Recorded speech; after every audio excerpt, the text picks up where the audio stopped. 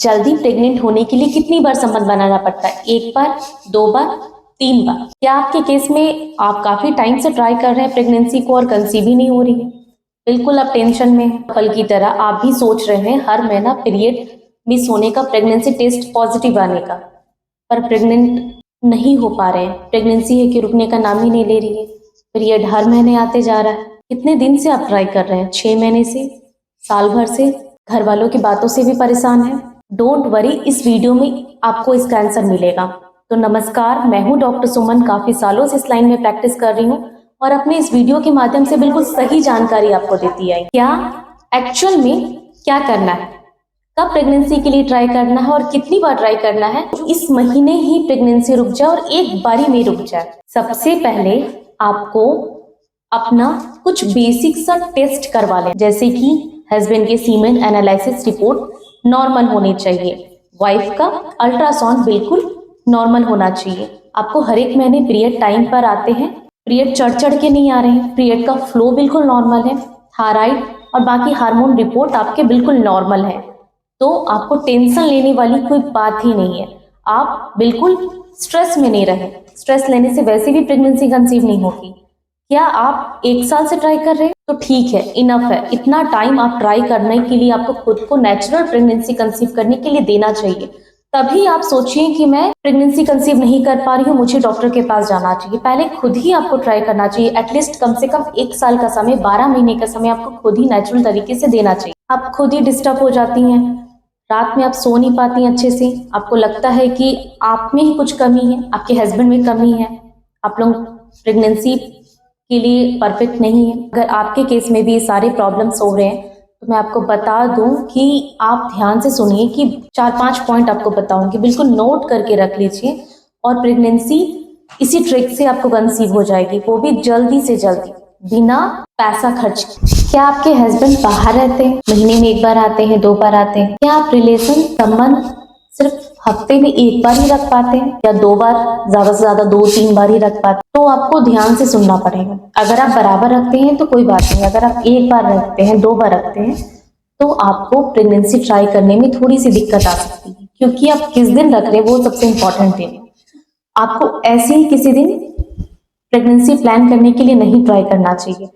किस दिन आपका एग रिलीज होगा, स्पर्म बॉडी में, फीमेल की बॉडी में 4 से 5 दिन तक सरवाइव कर सकता है और एग जो है वो सिर्फ 24 घंटे के लिए। तो सही दिन में साथ रहना, सही टाइम पे साथ रहना बहुत जरूरी है। और कितनी बार करें इसको आगे आंसर करते हैं, ठीक है। 5 से 6 दिन, यानी कि आपको पीरियड, जिस दिन भी आपका लास्ट पीरियड आया उसका पहला डे, लास्ट पीरियड का पहला डे से आपको 14th 15th डे तक साथ में रहना है। 11th डे से लेकर के 16th डे तक आपको साथ में रहना है। 11वें दिन से 16वें दिन तक आप साथ में रहेंगे, रेगुलर रहेंगे, ठीक है। रेगुलर साथ में रहेंगे से कहने का मेरा मतलब है कि एक दिन बीच करके अल्टरनेट डे पे आपको साथ में रहना है और आपको एक बार में, एक दिन में एक ही बार संबंध बनाना है, जिससे कि अच्छी स्पर्म की क्वालिटी रिलीज हो। अब बार बार संबंध बनाएंगे तो प्रेगनेंसी कंसीव हो जाएगी, से कोई मतलब ही नहीं है। 4 से 5 दिन तक फीमेल की बॉडी में स्पर्म सरवाइव कर जाता है। आप एक दिन भी रहे हैं ना तो भी प्रेगनेंसी कंसीव हो जाएगी, लेकिन आप अल्टरनेट डे पे सिर्फ एक दिन में एक बार ही साथ में रहिए, जिससे आराम से प्रेगनेंसी कंसीव हो जाएगी। और दिन में सिर्फ एक बार रहेंगे तो स्पर्म की क्वालिटी भी अच्छी रिलीज होगी। और सबसे इंपॉर्टेंट बात जो आपको बिल्कुल मिस नहीं करना, जितना जरूरी प्रेगनेंसी रुकना है ना, उससे ज्यादा जरूरी अगला पॉइंट जो मैं आपको बताने वाली हूँ उस पर आपको ध्यान देना है। सबसे इंपॉर्टेंट पॉइंट क्या है पता है?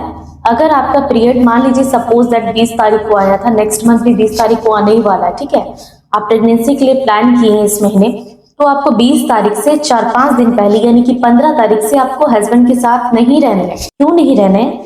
क्योंकि अगर आपकी प्रेगनेंसी कंसीव हो गई, अगर आपका ओवुलेशन हो गया, एग और स्पर्म आपस में मिल गया, इम्प्लांटेशन हो गया, प्रेगनेंसी कंसीव हो गई और आप 4 से 5 दिन पहले रिलेशनशिप में रहेंगे ना, तो क्या होगा?